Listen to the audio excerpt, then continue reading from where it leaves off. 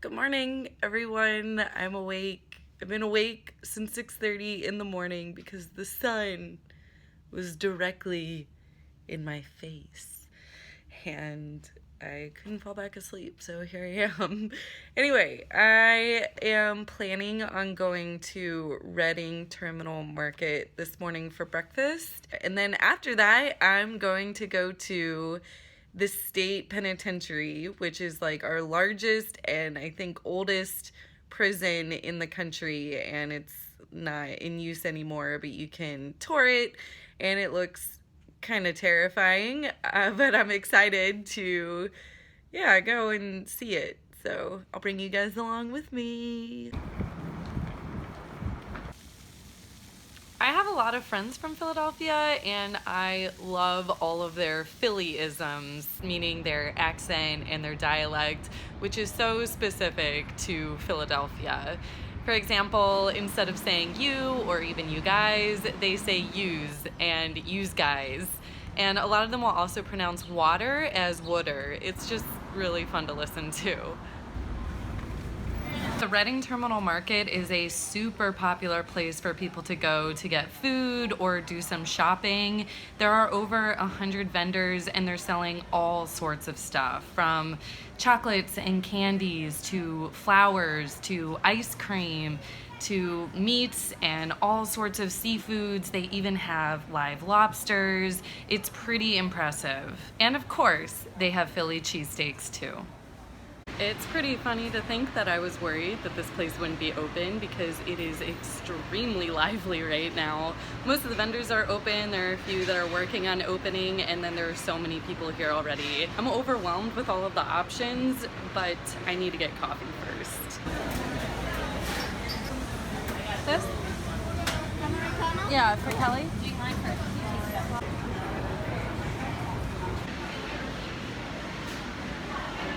I think it's time for breakfast.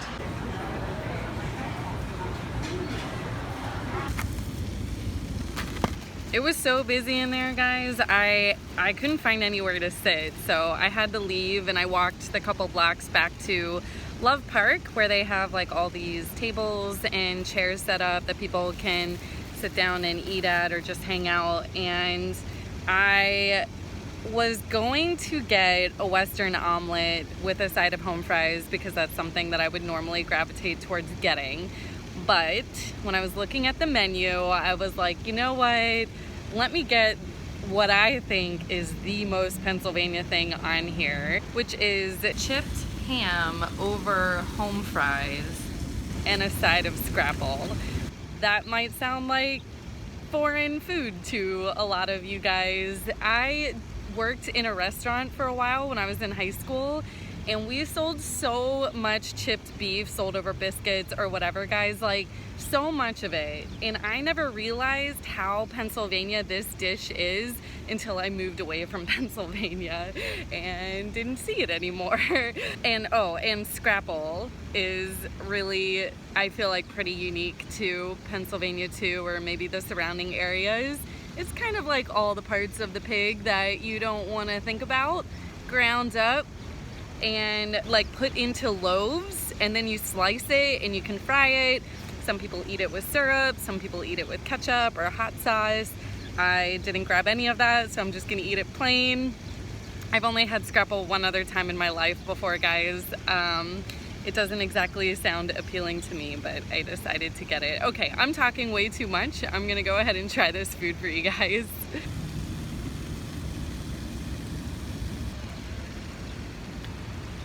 I honestly don't know how to describe this. It's like, obviously you guys know what home fries are, and if you don't, they're like fried potatoes. And then it's covered in like this cream gravy, I guess you could say, and it has pieces of ham all throughout it, which is what they're calling chipped ham, and it's all together. It's not my favorite. Like I said, I wouldn't buy this, but I thought it would be cool for you guys to see it in the vlog if you're not familiar with Pennsylvania cuisine.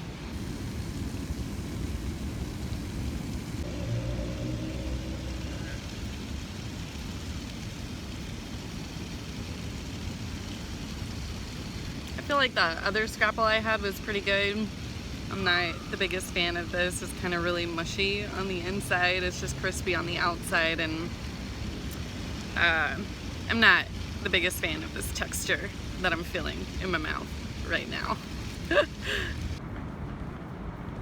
I did not do a good job packing for this trip. I used to be so great at it, but I've fallen so far because I haven't been traveling as much. So I forgot, among my toothbrush, toothpaste, shampoo, conditioner, and body wash, I also forgot a razor, which the hotel did not have to give me, so I had to go buy that. Thank you. You're welcome. Thank you. I just checked out of the hotel. It kind of took forever. I'm gonna drive to the state penitentiary now. I decided to drive because I'm hoping that parking will be a little bit cheaper over there. It probably won't be, but there's a little bit of hope in my life. And yeah, here we go. I finally found some parking. It took some driving around, but I got a sweet street parking spot. Actually, I have no idea how much street parking costs here, but it's probably cheaper than parking in a parking garage. And I just want to say that I am really good at parallel parking, guys. Like, I'm good at it. Like I said, the state penitentiary in Philadelphia is the oldest one in the US. It was the first to be built in 1829, and it was built specifically for solitary confinement. But they ended that and went to like a more normal prison system in 1913 because it became too overcrowded. It was closed in 1971. I'm in my car, I'm done with the prison tour, but I want to talk about it, and it's like super busy out here because they're going to have some big event. It's called Bastille Day, and it's actually the last time they're ever doing it, so there's like super loud music and lots of people walking everywhere, and I've been the crazy girl walking around talking to herself into her phone all weekend, and I just want some privacy. So I'm in my car, and instead people are walking by wondering who the crazy girl is. Anyway, I found that to be fascinating. I am really impressed with how well they were able to keep that up, how great the exhibits were. The audio tour was super informative. And what an awesome idea to take something that was out of commission and would otherwise just be like kind of like a blemish, I guess, in the neighborhood. Because it really is. Like, I'm in downtown and this prison is surrounded by a neighborhood. And they took it and they made it into like an open air museum basically, and it's really informative. And I didn't really show much of like the museum exhibit portion, but they had so much information there about our prison system. I would highly recommend it if any of you guys are ever in Philadelphia. I think that is like definitely something to check out. It's not as depressing and creepy as I thought it would be. It was really educational. Now I'm gonna go find me some lunch. I'm starving. I think it's like almost 2 at this point. I am really bad, especially when I solo travel. I am horrible at eating, like even with breakfast. I mean, I was like determined today, and breakfast was part of my tourism, but normally I'm like, I'll walk around and then I'll get distracted, or I want to take a picture of this, or I want to walk down this street, and next thing you know, it's like the afternoon and I haven't eaten anything. And so anyway, like, yeah, this is standard for me. So I need to go find a restaurant. I looked up some stuff on Google, and it looks like there's a lot of options in this area, but really I'm just looking for some like pub grub, as they call it, and I think I found the right place to go to. So I'm looking forward to like a burger and some fries and like a really big beer.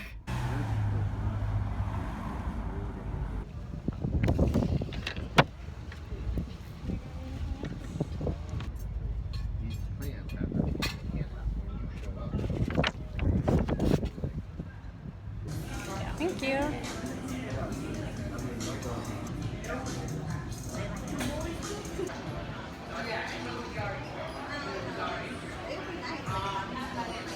This burger is incredible. Oh my God.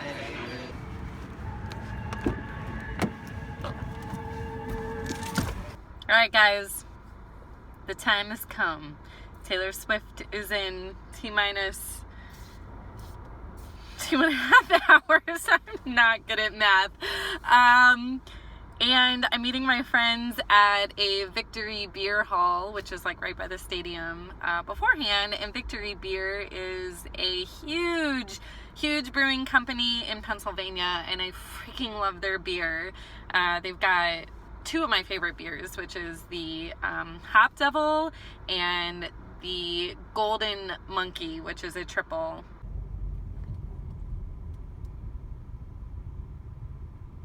I made a huge mistake, guys. I don't have any cash on me.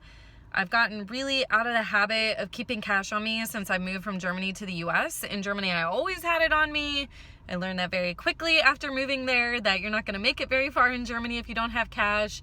In the US, you can pretty much live your entire existence now without cash, but one of the exceptions to that is when you want to pay for event parking, which is pretty much cash only. So why am I telling all of you guys this? Because I think, well, based on my demographics of viewers, a lot of you guys are Europeans, and a lot of you have probably never seen a drive-through ATM. And I've read some comments before alluding to the fact that people think that drive-through ATMs are a little lazy.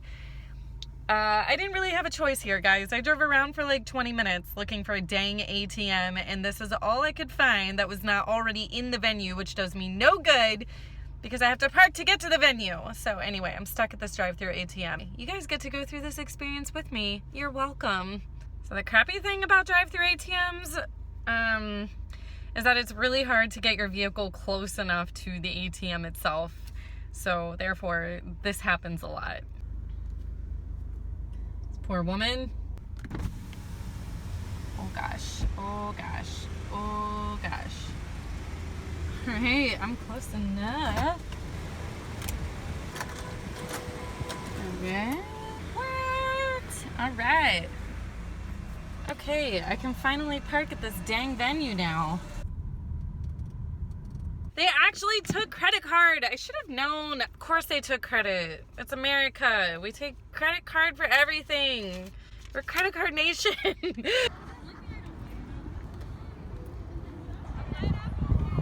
Oh my God, you guys, it's serious. People are tailgating. People are tailgating at the Taylor Swift concert. Man, when people say that the US doesn't have any culture because we're so diverse, and then other people say because we're so lame, I'm like, tailgating? That's like a huge part of our culture. I know that it happens a lot for sporting events, but I didn't realize it happens for concerts too.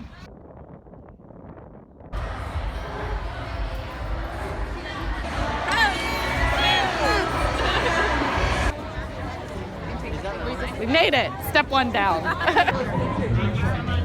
This special thing for us. Yeah, this is fun. Maybe it lights up.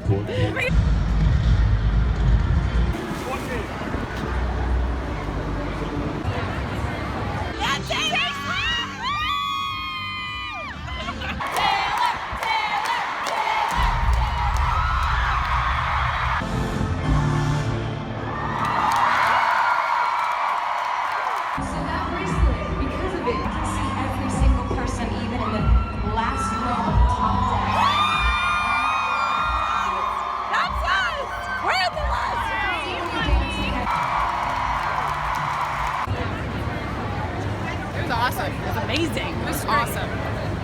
Top concerts ever. I've seen a lot of shows and I've seen a lot of concerts, and she's the best mix of both. I was thoroughly entertained. Yeah, it was good. It was fantastic. I'm back in my car. I'm in traffic.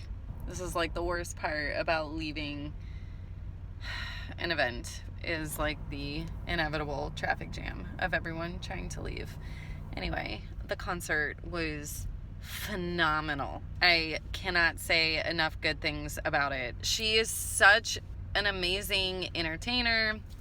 Her crew did such a great job with coming up with the concept for the stage and the choreography and everything. My God, it just all came together, and we had these wristbands that all lit up, and they were synchronized and like lit up at certain times, certain ones, certain colors. I mean, it was just amazing.